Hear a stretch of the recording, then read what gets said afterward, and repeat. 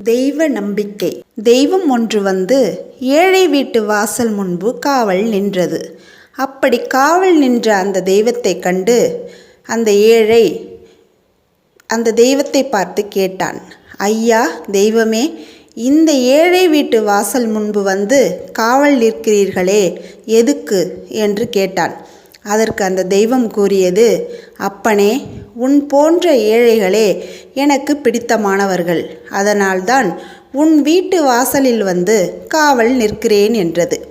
அதை கேட்ட அந்த ஏழை தெய்வத்தை பார்த்து, அப்படின்னா என் தெய்வமே, உங்களுக்கு பணக்காரர்கள் மீது பிடித்தம் இல்லையா என்று கேட்டான். அவர்களுக்கு உங்கள் காவல் தேவையில்லையா என்று கேட்டான்.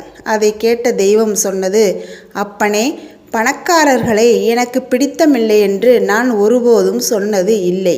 ஆனால் அவர்களுக்கு என் காவல் தேவையில்லை என்று மட்டும் தெரிகிறது என்றது.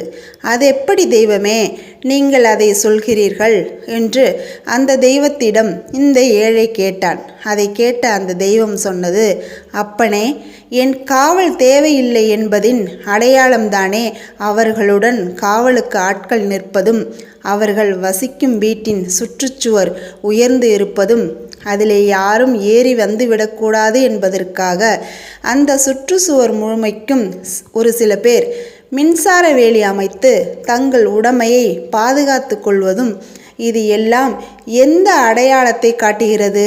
அவர்களுக்கு என் காவல் தேவையில்லை என்பதைத்தானே காட்டுகிறது. என் மீது நம்பிக்கை இருக்கும் என்றால் அவர்கள் இம்மாதிரி எல்லாம் செய்வார்களா?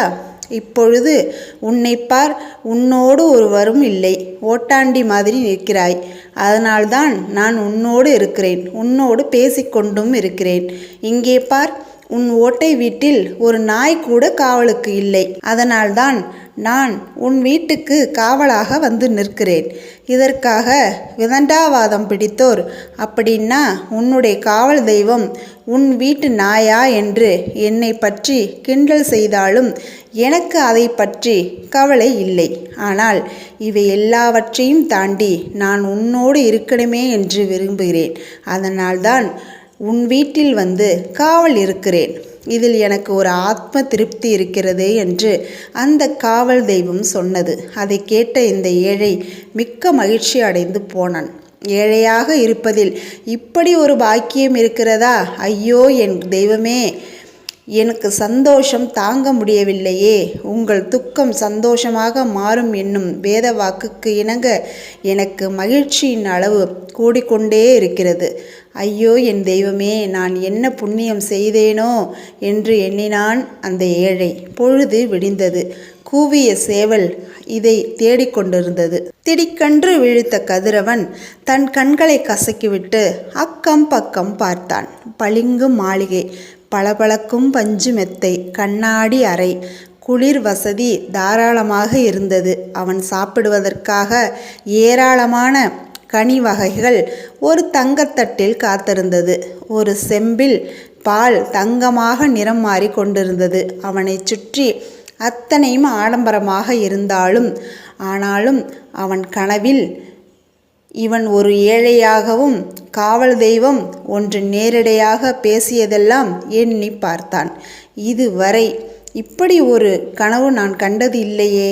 அப்படியெனில் தெய்வம் என்னிடம் என்ன எதிர்பார்க்கிறது என்று யோசித்து கொண்டே இருந்தான். கடைசியில் ஒரு முடிவுக்கு வந்தான். அப்பன் பாட்டன் சேர்த்த சொத்தெல்லாம் பாவம் என்று உணர்ந்தான். அதனால் அந்த சொத்துக்கள் முழுவதையும் ஏழை எளிய மக்களுக்கு பிரித்து கொடுத்தான். அப்புறம் இவனும் ஒரு ஏழையாகி இறைவன் தயவுக்காக உண்மையாக உழைத்து ஒரு ஜான் வயிற்றினை ஒழுங்காக காத்து தெய்வம் வருவைக்காக காத்திருந்தான். ஒரு நாள் உண்மையிலேயே தெய்வம் அவன் முன்பு தோன்றியது. அப்படி தோன்றிய தெய்வம் அவனிடம் என்ன வரம் வேண்டும் கேள் என்றது. தெய்வத்திடம் அவனும் வரம் கேட்டான். தெய்வமே, எத்தனை பிறவி எடுத்தாலும் அதில் நான் ஏழையாக பிறக்க வேண்டும். அதிலே இரவு என்றாலும் பகல் என்றாலும் உன் நினைவு என் எண்ணத்தோடு என்றென்றும் இருந்து கொண்டே இருக்க வேண்டும் என்று வரம் கேட்டான். தெய்வமும் தந்தேன் என்று கூறி அவன் முன் நின்று மறைந்தது. அதை கண்ட அவன் ஆனந்த கண்ணீர் விட்டான். அப்படி அவன் விட்ட ஆனந்த கண்ணீரில் தெய்வம் சிரித்து கொண்டு இருந்தது. ஆகையால் எனது அன்பு மழலை செல்வங்களே, ஏழையாக பிறந்துவிட்டோம் என்று கவலைப்படாதீர்கள்.